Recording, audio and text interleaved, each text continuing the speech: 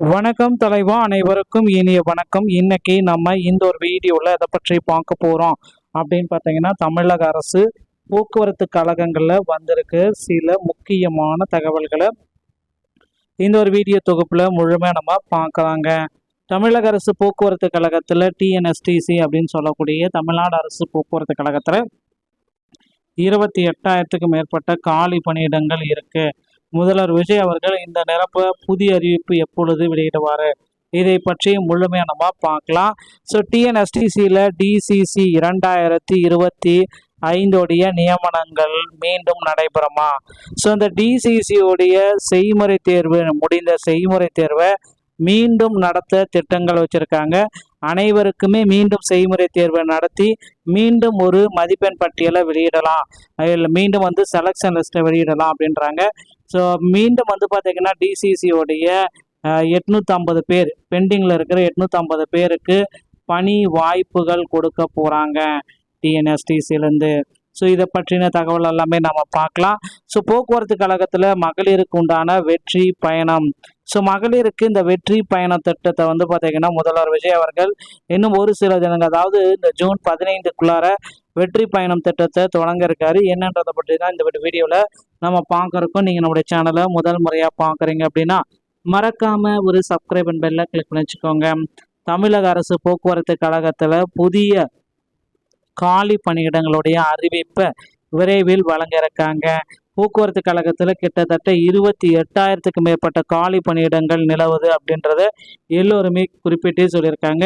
இந்த காலி பணியிடங்களை எந்த அளவுக்கு உயர்த்த முடியுமோ அந்த அளவுக்கு பார்த்திங்கன்னா போக்குவரத்து கழகத்தில் உயர்த்தி கொண்டு தான் இருக்காங்க ஒவ்வொரு ஆண்டும். ஆனால் ரிட்டையர்மெண்ட் பீப்புளும் அந்த ஈக்குவலாக ரிட்டையர்மெண்ட் ஆகிட்டு தான் இருக்காங்க. எல்லாமே நம்ம கருத்தில் கொண்டு பார்க்குறப்போ புதிய வேகன்சிஸ் டிரைவரே மொத்தம் 20,000 பேர் தேவைப்படுறாங்க. கண்டக்டர் ஒரு 8,000 பேர். ஸோ ஒட்டுமொத்தமாக 28,000 டிரைவர் கண்டக்டர் எடுக்க போகிறாங்க. ஸோ இதுக்கு பார்த்திங்கன்னா டிரைவர் கம் கண்டக்டரும் எடுக்க போகிறாங்க.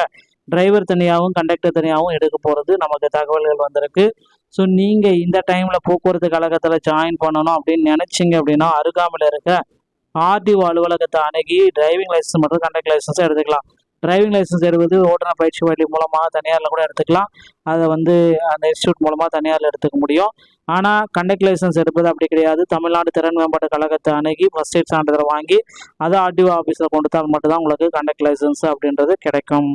ஸோ இந்த விதிமுறைகள் அனைத்துமே பின்பற்றி போக்குவரத்து கழகத்தில் நீங்கள் டிரைவராகவும் கண்டக்டராகவும் பணியாற்ற வாய்ப்புகள் இருக்குங்க.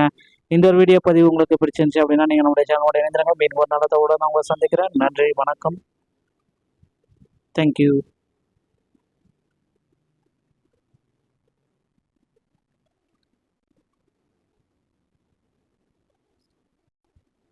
ஸோ போக்குவரத்து கழகத்தில் பார்த்தீங்கன்னா இந்த டிசிசி நியமனத்தில் முறைகேடு அப்படின்றத குறிப்பிட்டு சொல்லியிருக்காங்க.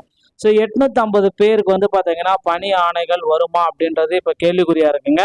ஸோ இந்த 850 பேருக்கு இந்த செகண்ட் அப்பாயின்மெண்ட் ஆர்டர் இல்லைனா பார்த்தீங்கன்னா அந்த அனைத்து நபர்களுக்குமே போக்குவரத்து கழகத்தில் செய்முறை தேர்வில் செலக்ட் ஆன இந்த 3,274 பேரில் 2,800 பேருக்குமே பார்த்தீங்கன்னா மீண்டும் செய்முறை தேர்வை நடத்துங்கன்னு கோரிக்கை வச்சிருக்காங்க. ஸோ நிறைய முறைகேடுகள் கண்டறியப்பட்டிருக்கு அப்படின்றதே குறிப்பிட்டிருக்காங்க. ஒரு வெளிப்படை தன்மை இல்லாமல் போக்குவரத்து கழகம் இயங்குது அதையும் குறிப்பிட்டிருக்காங்க. ஸோ இதெல்லாமே கருத்து கொண்டு பார்க்குறப்ப போக்குவரத்து கழகத்தில் ஒரு சில புதிய மாற்றங்கள் வரும் அப்படின்ட்டு எதிர்பார்க்கலாங்க.